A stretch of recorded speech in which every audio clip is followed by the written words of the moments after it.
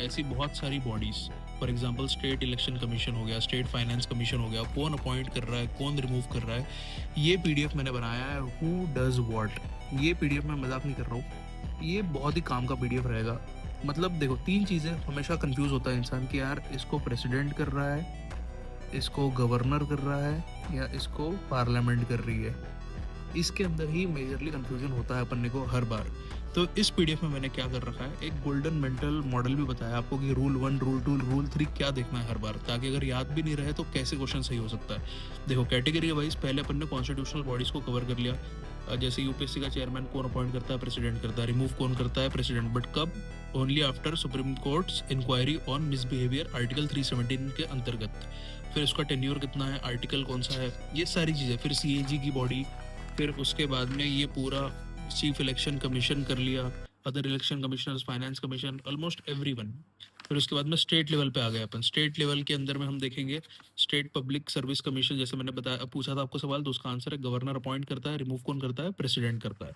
तो इसी तरीके से फिर अपन जुडिशरी पे भी आ गए, चीफ जस्टिस को कौन अपॉइंट कर रहा है, उस तरीके से ये सब देख लिया, रिमूवल की प्रोसेस देख ली, टेन्योर देख लिया। फिर अपन कैटेगरी 4 पे आ गए, एग्जीक्यूटिव और मिनिस्टर, प्रेसिडेंट ऑफ इंडिया कैसे होता है, वाइस प्रेसिडेंट कैसे होता है, प्राइम मिनिस्टर कैसे होता है, ये सारी चीज़ें देख ली।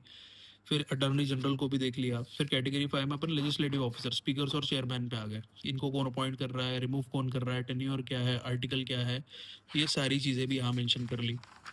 Next we go to statutory bodies की एनएचआरसी का चेयरमैन कैसे अपॉइंट हो रहा है, स्टेट ह्यूमन राइट्स कमीशन कैसे हो रहा है, लोकायुक्त कैसे हो रहा है।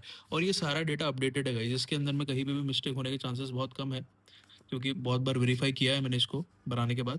आरबीआई का गवर्नर का भी बता दिया, parallel powers, president versus governor, इनके पार्डनिंग पावर कंपेयर करा दिया, assent to bills, money bills, ये सब चेक कर लिया।